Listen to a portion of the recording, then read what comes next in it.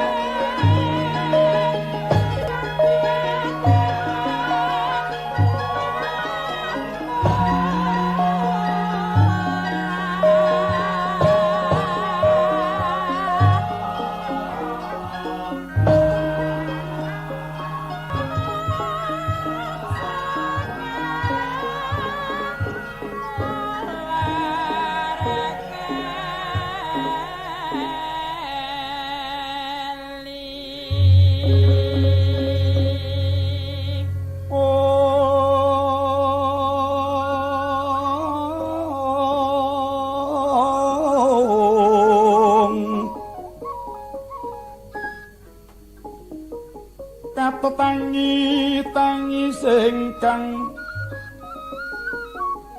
lagya kanduan kingken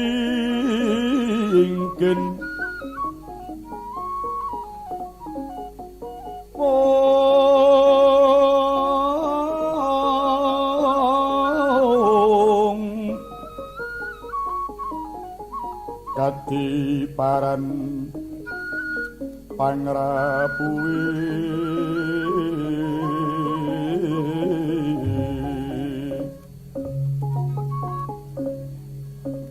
utek pantok enggal hamung pasrah purbaning kawasa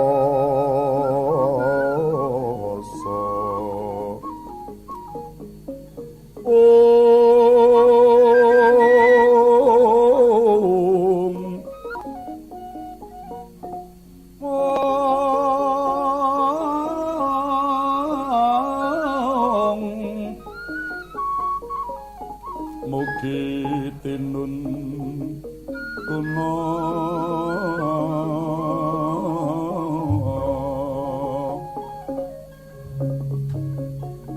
ring margining pacar asrah sumarah paduka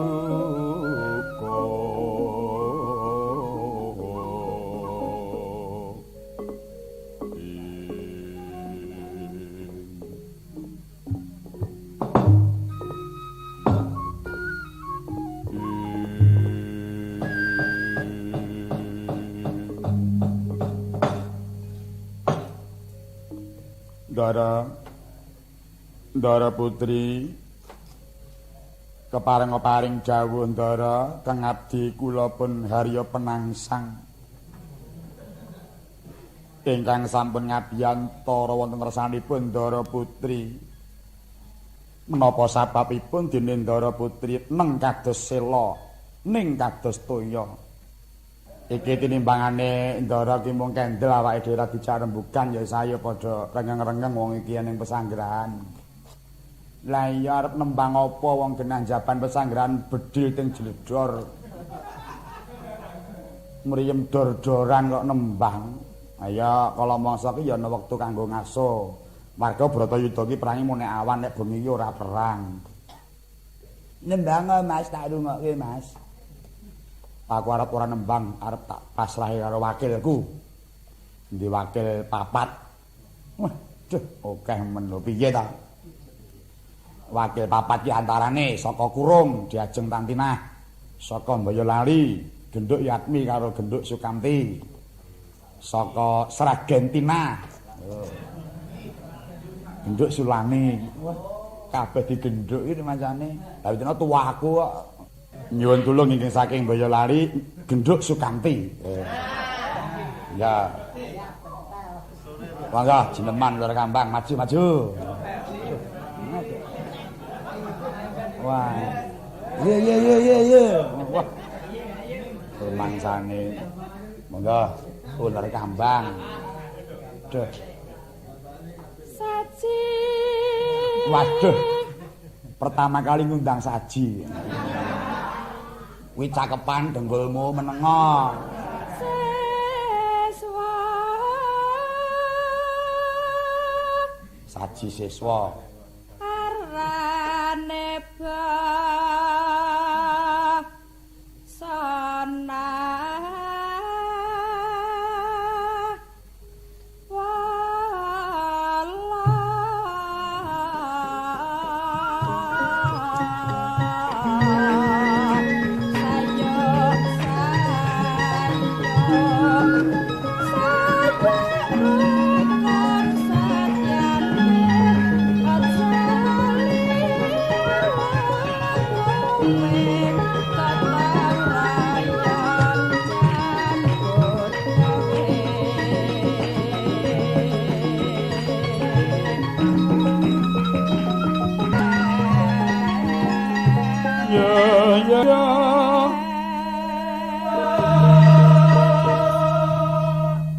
Wah, bareng sing sinden kanthi le nyenggaki berak kabeh. Mangga.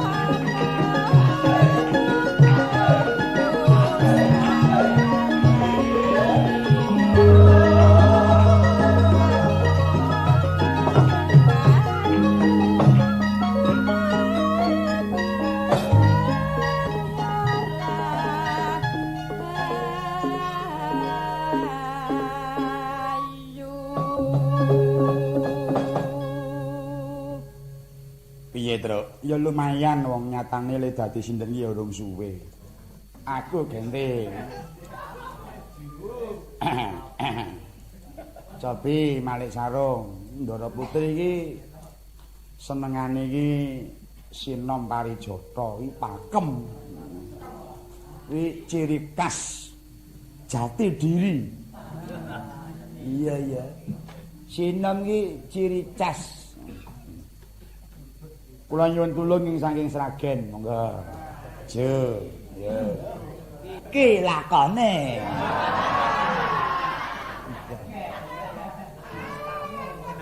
Ya. Laris.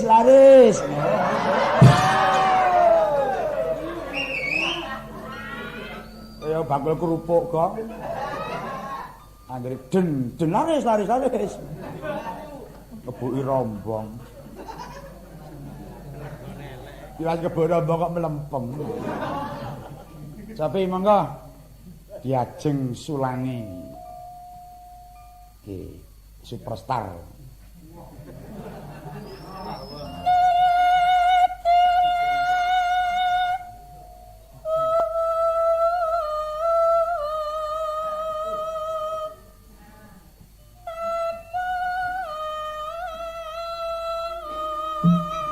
Sing lanang seniman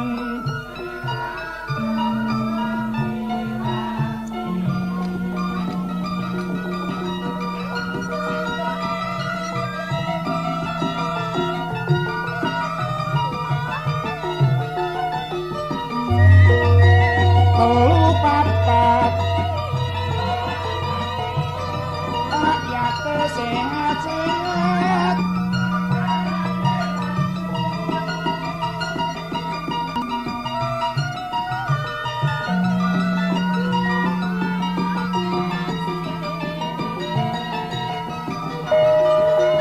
Jenang glali kapulange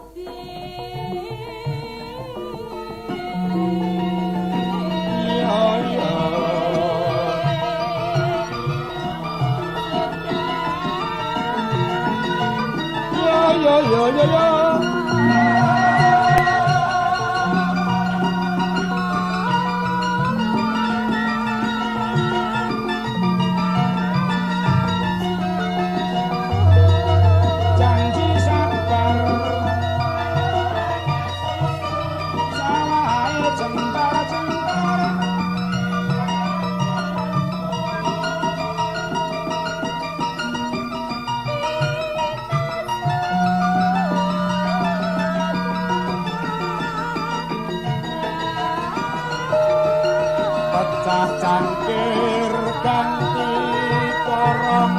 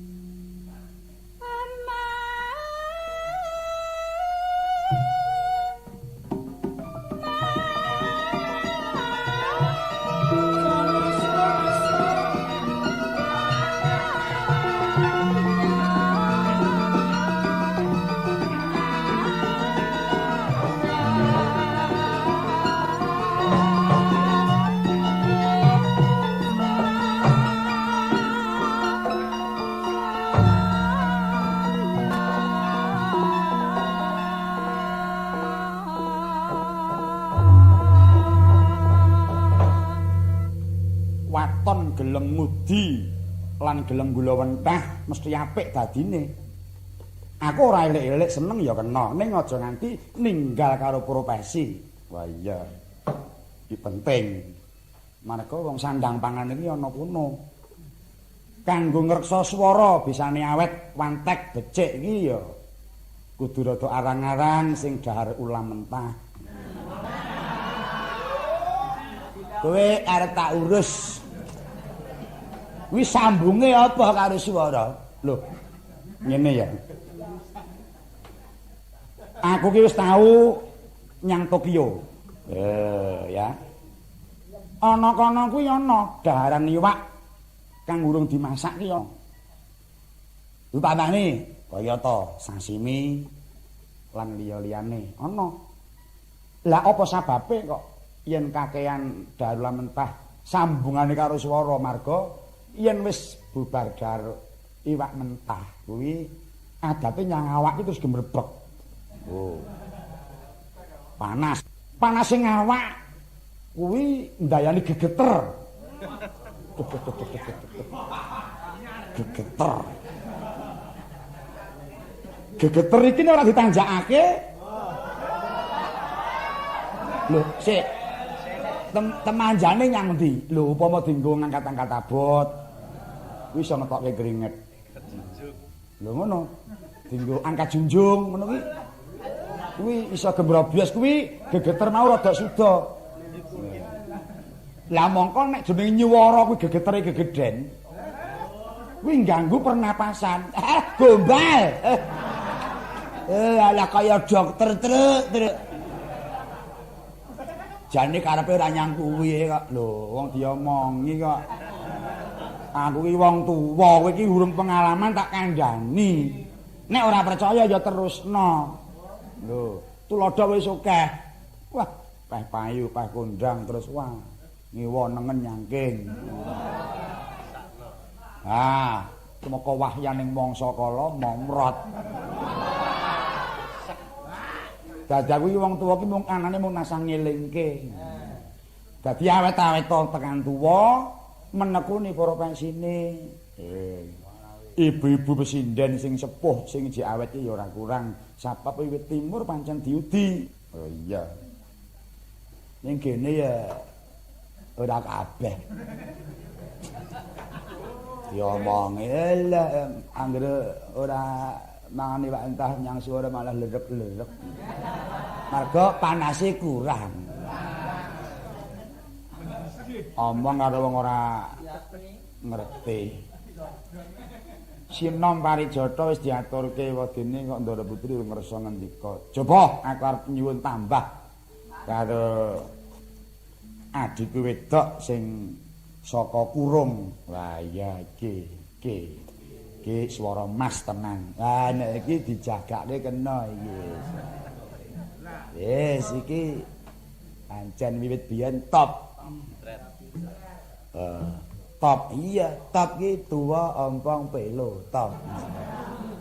Ora nyeleweng ta. Dirungokke, suarane dirungokke iki.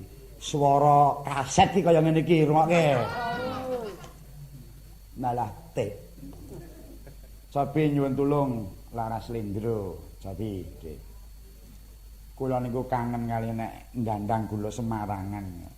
Dandang gula Semarangan ditibakake lelagon ngagem lurik. Wah, pas. Wah, iya. Wis tak dandake lirikmu. Wis. Nek yen ndang disai ta, Tru aja. Nek wis rampung Bratayuda iki.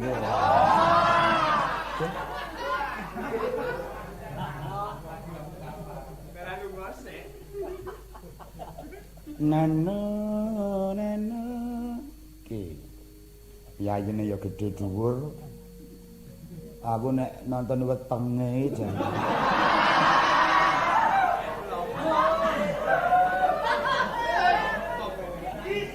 Kuwi isine apa? Isine swara napas. Mirengno Ala Tanpa Tinggondol juara pesinden tingkat Jawa Tengah 3 tahun berturut-turut. Wah iya. Ki. Yo. Lamun sira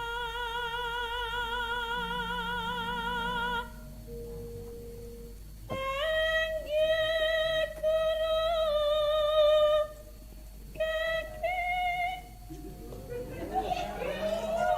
Ya kalau masa nganggo kesliyo ku ora apa-apa.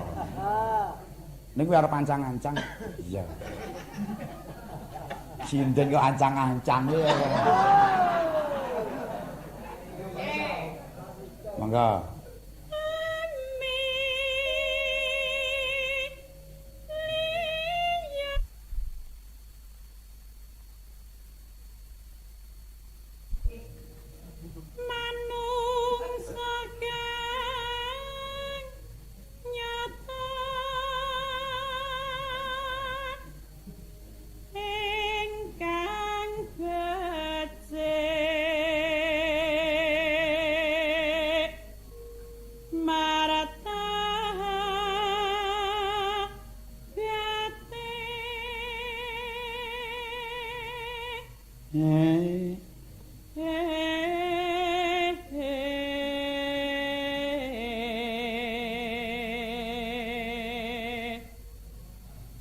Sinden longgar ya ngene iki, ora jarian, ora kebayaan. Ngagem rok lah, mangkat karo nggawa helm iki lah. Oleh bunder.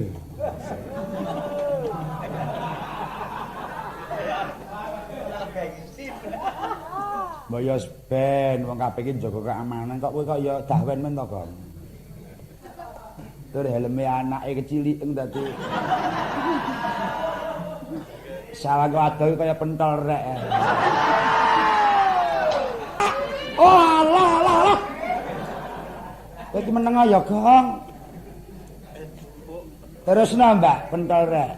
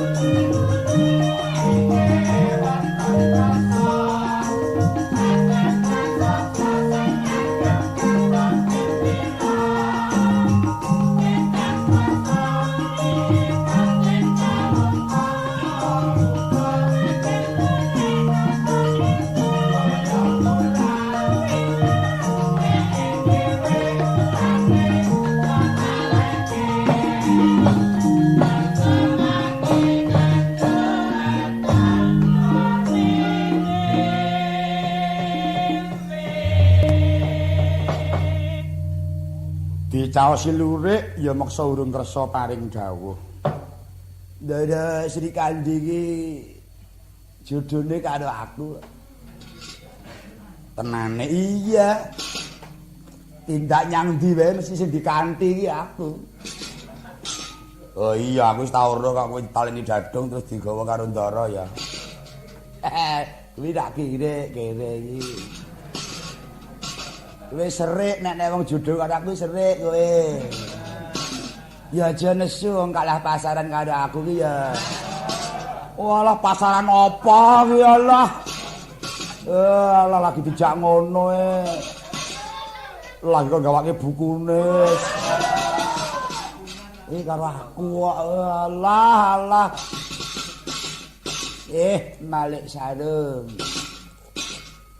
Serupa tapi tak sama. Apane suarane? Sapa? Nduk Yatmi. Nyuwun apa? Nek iki mau Dik Tantinah dandang gula Semarangan. Aku saiki ya ora keri nyuwun Semarangan ning Pangkur. Wah, la iki.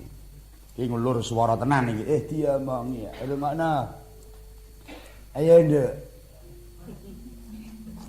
Mingkar mingkuring angkara.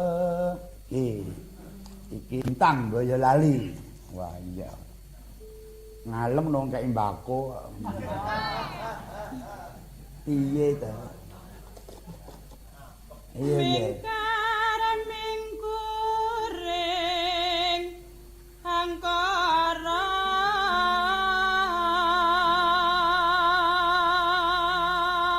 Piye? Wah iya. Keras tenan. Diomongi akine anyar. Pirang-pirang dina prae rak bar disetrumke to. Akarana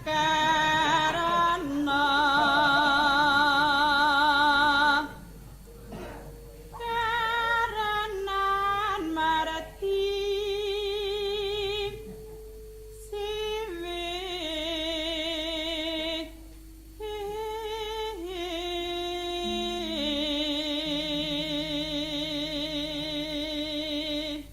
Awas ambil suara ngati-hati.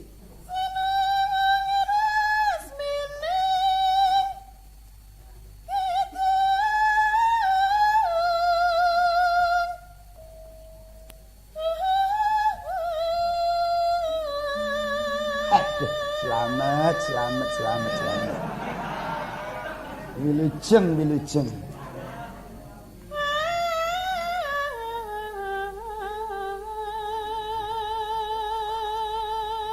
Sing ora sip kowe piye wong suhune wis cipta gareng lho. Ya mangi kabeh ora. Are manut. Ayo, truk, puter. Alah gareng. Akar. Ayo.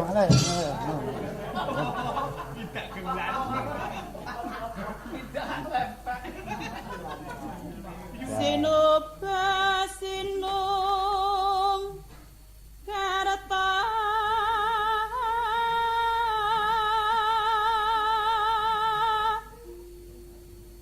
mretarata pakaratine ilmu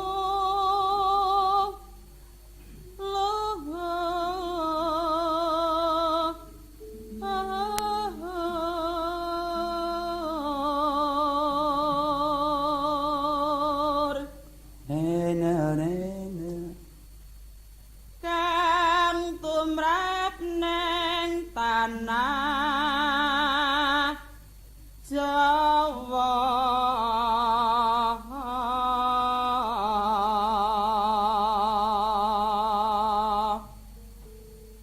Agama hagemeng haji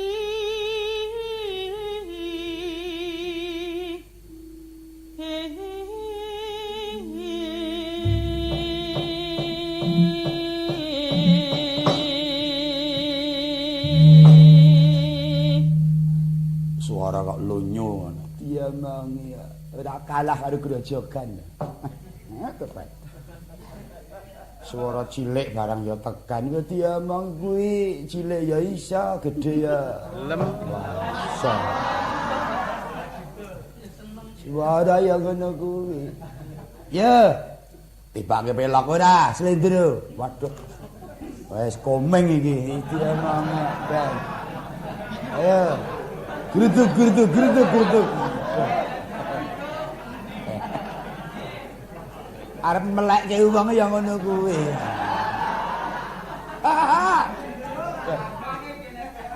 Kuwi piye kuwi? Kaya iki piye kuwi? Deh. Mas ciptain Mas aku. Menake kabel kok ngidak pupu. Terus pupu sinden ya ada nyoba ta. Yes, kono ya ngene. Kowe arep ngaturke apa? Dadi wong ki mbok aja sak umuk. Lho, iki ning lagune aja umuk, irama dangdut. Dados.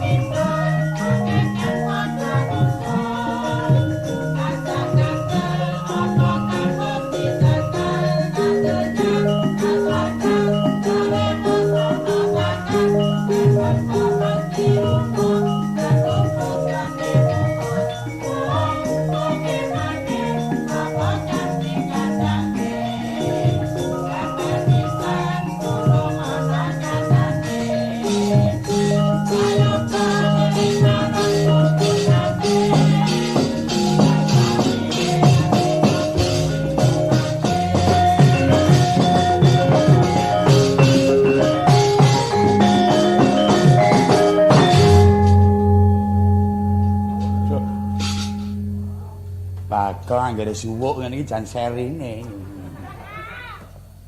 Anggere blajeng ngono iki wis seneng aku. Jan.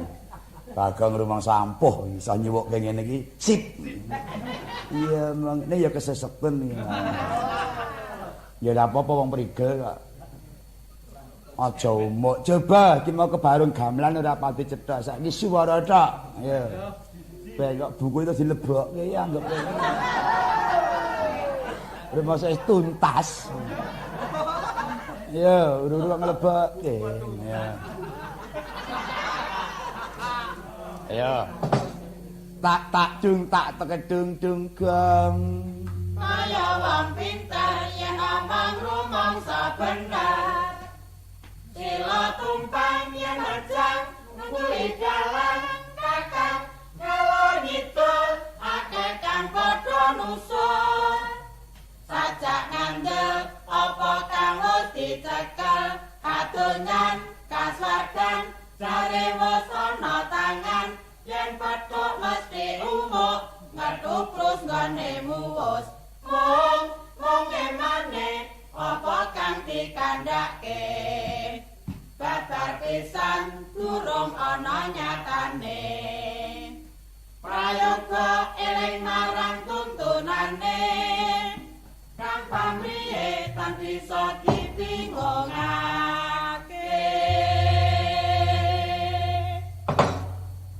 Bagong kaya wong pinter yen omong rumangsa bener.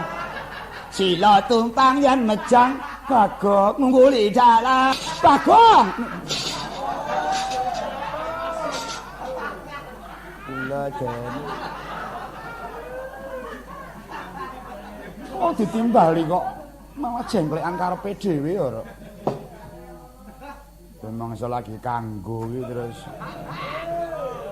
Ya mbang iki cocoke karo aku. Kowe ora dipercaya, ora dipercaya nek medhok aku dipercaya. Aku mbang.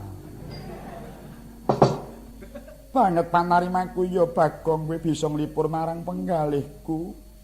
Ning aja kurang pangapura aku ora bisa paring kanugrahan apa-apa sebab iki ana paprangan ya Bagong.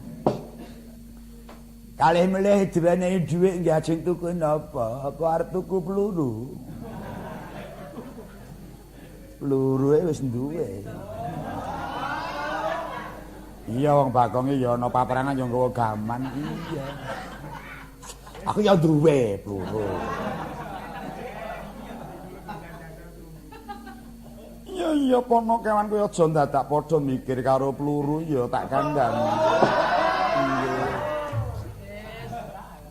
Emane aku iki susah mung sebab prihatinake kelawan pepundhenku Kangjeng Rama ingkang wis kapagut ing pupuh.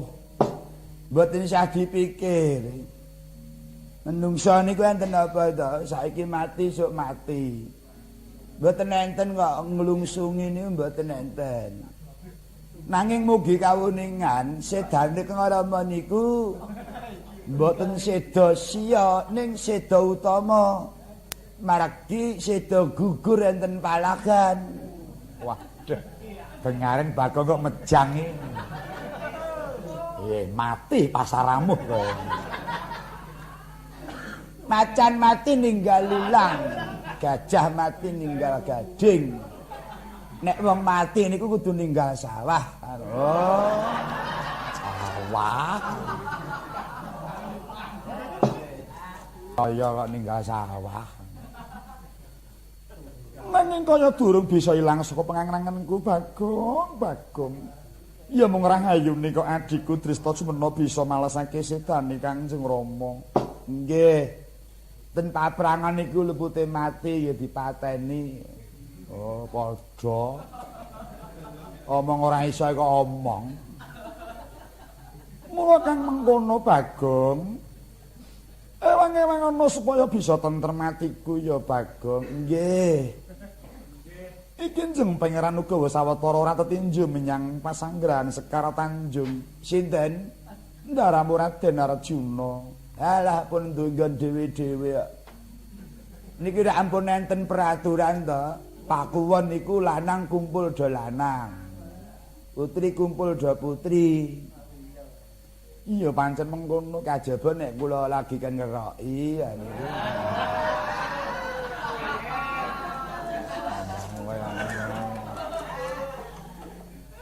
Niku mung sementara waktu. Iya, lah nggih. Bagong rumangsa entuk ati.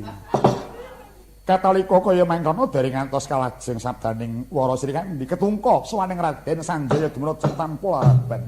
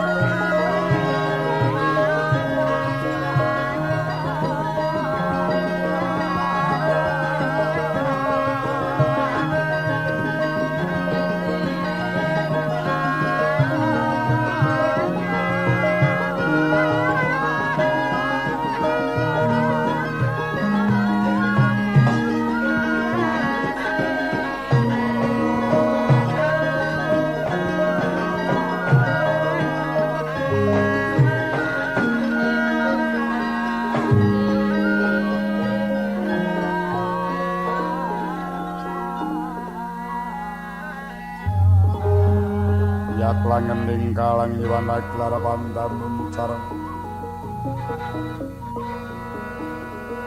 tinondir kekoneng surung sorote tanpa dang kasur lan pacaring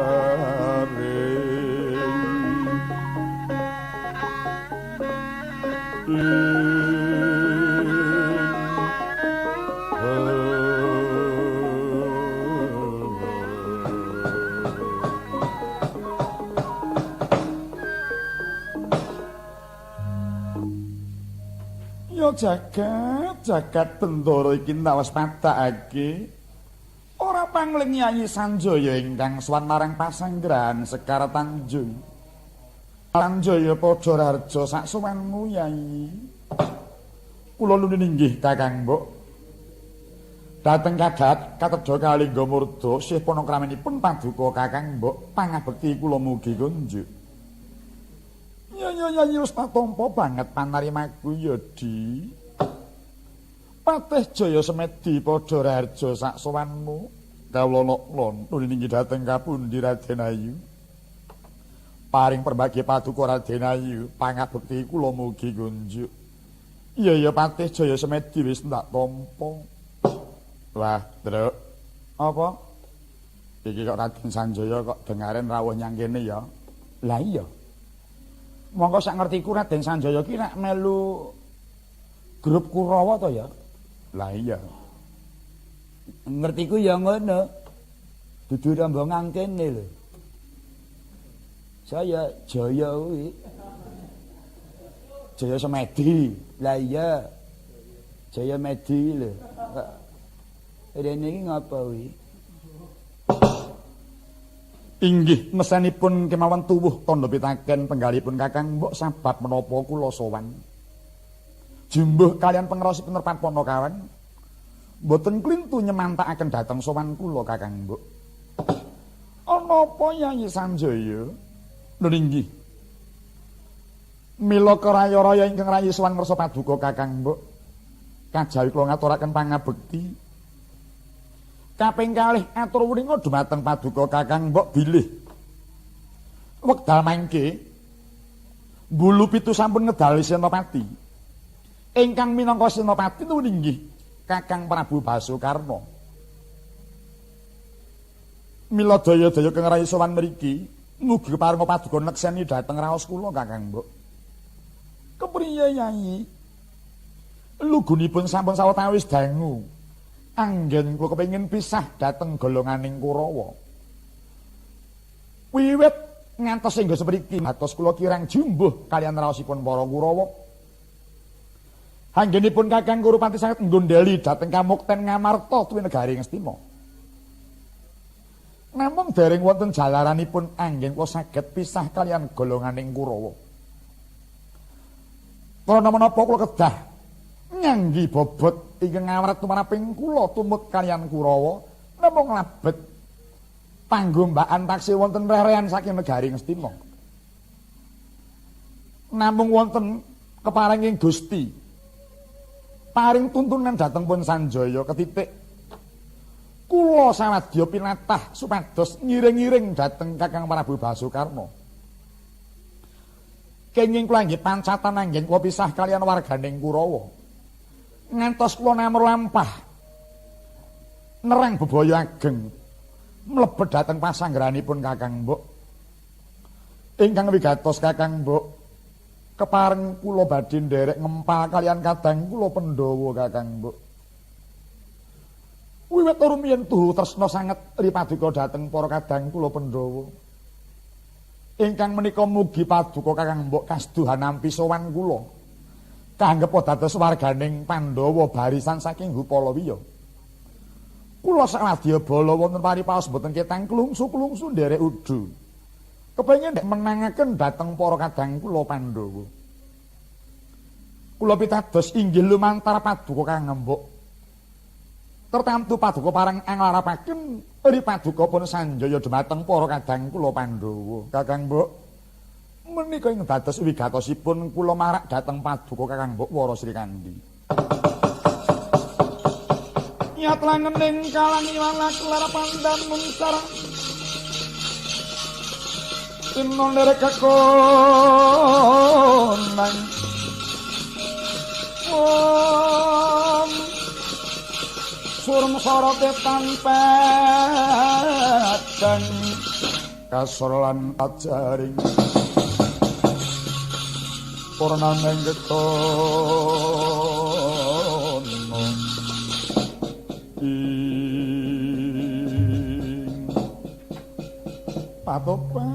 patopat Sanjaya empok rembugmu lamun ndak mirengake kedaling latimu ibarat kaya ngungkuli marang legining madu nanging bareng ndak kenyami jebul paite malah ngungkuli putra wali lho kados pundi Sanjaya kaya mengono kuwi dudu traing satriya utama dudu jiwaning prajurit. Kena ngapa kowe dadak matur bakal melu menangake marang para Pandhawa? Apa kira-kira yen tanpa kowe ora bakal menang para Pandhawa kuwi Sanjaya? Aku ngerti legetaning atimu. Nadyan tata gelar kowe bakal menangke marang para kadang Pandhawa nanging sejatine malah kowe bakal nyebar wisana madyaning Upalawiya. Sanjaya ento pancen kowe arep abot marang Pandhawa kena ngapa kok ora biyen-biyen tok tindakake. Sewu dalan bisa kanggo marga nggonmu bakal melu marang golonganing Pandhawa. Kena ngapa kok lagi saiki? Aku ngerti saiki nderek marang Pandhawa sebab kowe wangune wis krasa. Lamun Kurawa ora bakal menang tanding lawan Pandhawa. Wangune wis niteni namun wis tipis kekuwataning para Kurawa. Mula banjur kowe mburu slamet golek Raharja. Aja nganti kowe bakal kecipratan marang letuwing banyu kang tumanduk marang Kurawa. Kowe banjur malik tinggal melu marang golonganing Pandhawa. Kowe dudu traing satriya Sanjaya. Dudu traing prajurit ingkang sapta marga. Yen to pancen wiwit kowe wis melu Kurawa kuwi kudu sak rampunge kowe kudu melu marang golonganing Kurawa. Yen ana muktine kowe melu nyami kena ngapa bar wis katon ringkih para Kurawa kok kowe banjur malik tinggal kowe arep melu marang Pandhawa kang tok anggep lan tok rasa bakal menang jurite. Sanjaya upama tak tampa kang dadi aturmu ora urung bakal nethelake marang kautamaning para kadang Pandhawa. Mula kang mangkono Sanjaya sedidik kapercayaanku marang tumindakmu kang kaya mengkono. Ora urung yen to Pandhawa mengko kepengkok Pancabaya ubayamu go bakal mbalenjani mesti kuwi bakal malik tinggal golek sing menang bakal perangi. Kang mengkono Sanjaya kuwi dudu traing satriya tak kandhani ya Sanjaya. Kakiat risangka pirangu Rinangko dinempet dosang reknaning tawomu Kakang Mbok sangat-sangat anggen paduka nyida dhumateng pun Sanjaya. Monggo atur kula menika tuwuh saking ati suci kula. Babar pisan kula mboten gadah milik dhumateng kamukten. Wah, dalah kesangetan Kakang Mbok paduka ndak dhumateng kula. Kula mboten badhe nggambaraken sinten namung boboting katresnaning manggih leres tumanduk dhumateng kadang kula Pandhawa. Ewa semanten paduka maiben dhumateng raos kula Kakang Mbok. Oh inggih. Sanes watakipun lari panggombaan kula badhe luru kamukten. Sanes watakipun lari panggombaan kula badhe luru dhumateng kamulyan. Kula pancen ngudi kamulyan namung kamulyan kula sampun ngantos ngancik-ancik dhumateng punarapaning tiyang sanes. Kula kepengin mukti namung mukti kula sampun ngantos dipun muktekaken dhateng tiyang sanes. Ingkang menika Kakang Mbok. Menawi paduka badhe manting dhateng prastiyaning manah kula. Badhe kepengin buktinipun. Kakang Mbok mugi parawanek seni. Kakang Basukarna boten kelampahan naga tanding Dawud. Menawi dari saged nglangkahi bangkenipun pun Sanjaya Kakang.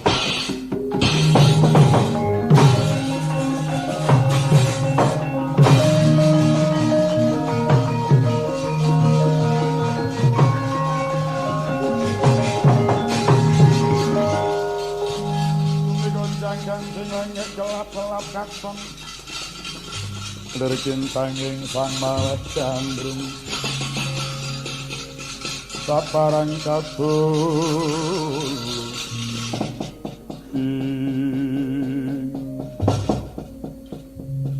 wah sajae rada serik truk bareng mireng pangantikaning Ndara Ayu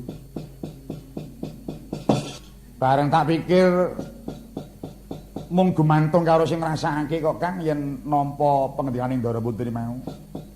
Yen ditampa serik pancen serik wong dilehlehke kok.